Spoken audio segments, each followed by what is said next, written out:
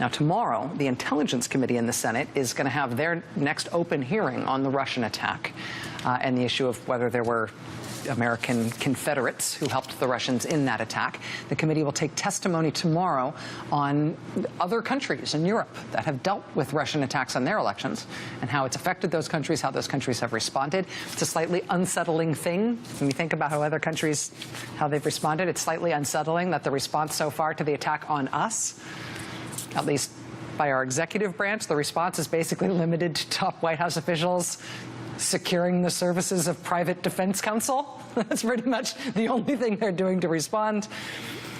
But that's where we are. That's what they're doing in the executive branch. The Senate, at least, is investigating what happened. And joining us now tonight for the interview is Senator Mark Warner. He's the top Democrat on the Intelligence Committee in the Senate, which is investigating the Russian attack. Senator, it's really nice to have you with us tonight. Thank you for taking the time. Thank you, Rachel. Thanks for having me. So you've said that your committee is at a relatively early stage in your investigation. We mentioned tomorrow's hearing on how other countries have dealt with Russian attacks on their election. Should we expect to see a series of public hearings, more public hearings through the summer? Well, I think you will see more public hearings. We've gone through initially reconfirming what I think most of us believe, that clearly the Russians intervened in our elections in a massive way. All of the intelligence community believes that. Frankly, all of the senators that I know, Democrat and Republican, believe that.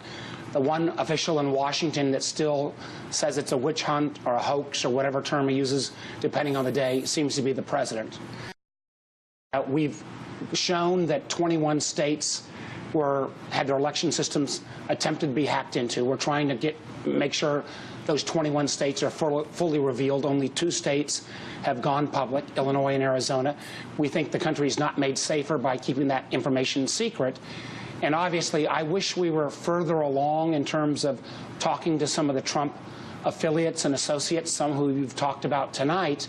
But none of us could have predicted that the president would have actually fired the guy in charge of the investigation, Jim Comey. So we had to bring him before our committee, as well as the Attorney General, who, as you've also reported, has had to recuse himself because he didn't disclose as well some of his connections to Russia. I played a clip a moment ago from Senator Dianne Feinstein, who's on your committee, who's also on the Senate Judiciary Committee. She expressed in very strong terms about a week and a half ago her concern that she felt like the president was going to start firing more people, that he might try to fire Robert Mueller, that he might try to fire the Deputy Attorney General, Rod Rosenstein, who the president has publicly attacked. That would also obviously start going through the ranks of the Justice Department instead of who was still in charge. We've also seen this week conservative media, just in the last couple of days, really starting to train their fire, not just on Director Comey and Robert Mueller, but also on Andrew McCabe, who's the Deputy Director of the FBI. And I don't know how much conservative media telegraphs the president's actions, but do you share Senator Feinstein's concerns that the president may be gearing up to not just discredit these people involved in the investigation, but to fire them? Well, I would hope that would not be the case, but I also thought this administration couldn't surprise me anymore, and then they went out and fired Jim Comey, and they talked about firing Bob Mueller.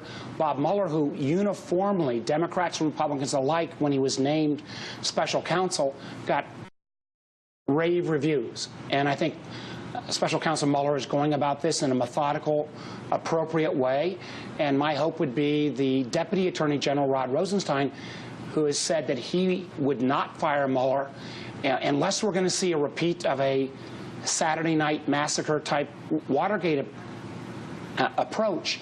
I hope and pray that would not be the way the president would go about this. Let this investigation go forward. Let us go through our effort, which is a fact-finding, counterintelligence investigation.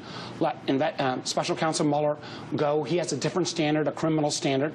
He's got a lot of threads to follow. We've still got a lot to follow, and we've got to do this in a way that I still hope and pray at the end of the day we'll have a bipartisan consensus, because there's an awful lot of facts that we need to get out to the American public. Senator, I want to get your reaction to tonight's news that the former Trump campaign chair, Paul Manafort, today has retroactively registered as having been a foreign agent. He's registering for having been the agent of a foreign power between 2012 and 2014. What's your reaction to that, particularly your reaction to the timing here? Obviously, this is a declaration for something that ended 3 years ago.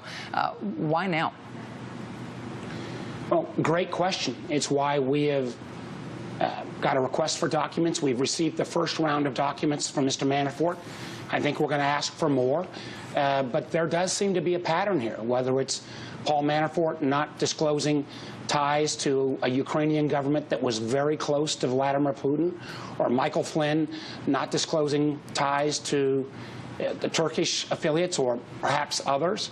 But there seems to be a pattern of folks that are not coming clean in terms of their ties to Russia. We've now got Flynn fired. We've got the Attorney General recusing himself. And obviously, Mr. Manafort now coming forward. Why it's taken him so long? Those are the very questions me and other members of the committee want to ask.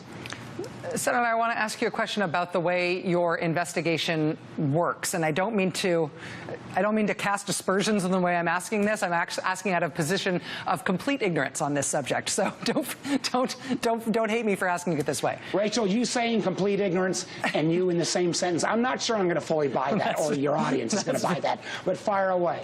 All right, this is about banks and money and real estate deals and money laundering, and we've been trying to follow this trail of, for example, just VEB Bank, that undisclosed meeting with Jared Kushner, the ties to this Trump property, the ties that it's got, the direct ties it's got to Vladimir Putin and the Russian government. We've been looking at this money laundering stuff, this case involving Deutsche Bank, the Deutsche Bank loans to Trump and the undisclosed loan to Jared Kushner. We've been trying, just as observers, to follow the money trails here, and it's hard as just an observer to do it.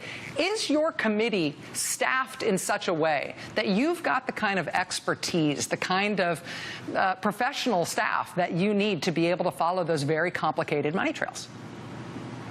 Well, first of all, Rachel, the Russians have a playbook, and we've seen this in other countries where, whether it's officials of the Russian government or, in the case of VEB, a quasi-bank or a quasi-agent of the Russian government, or in certain cases, Russian oligarchs that may be close to Mr. Putin, who in other countries have found ways to try to gain influence by investing in or investing with individuals where they then hope they can lure people into some level of financial compromise.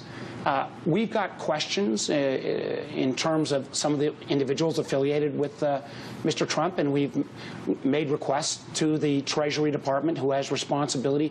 It's called FinCEN, and we've received over 2,000 pages of documents just recently that we're reviewing, and there'll be an additional tranche as well. I believe we have that expertise. If we don't, we will obtain it to make sure that we can go through this in an appropriate way. When we're talking about something this serious, we've got to do it right. And if it takes a little bit more time than, frankly, I would like or others may like, getting it right is better than getting it done getting it done quickly. And I think we're proceeding ahead. Senator Mark Warner, who is the top Democrat on the Senate Intelligence Committee, vice chair of that committee, mounting this investigation. Sir, thank you very much for talking with us. I hope you'll come back and keep us updated. I will as well. But, you know, we've got to, the main thing is, end of the day, we've got to get the facts out. End of the day as well, we've got to prepare ourselves because the Russians will be back. The one thing we know is that this was not a one-off event. They will be back in 2018, 2020, and it's why we need to hear not only from the president, but frankly from this administration, a willingness to take this issue with a level of seriousness that unfortunately we've not seen so far. Senator Mark Warner of Virginia, thank you, sir. I appreciate it.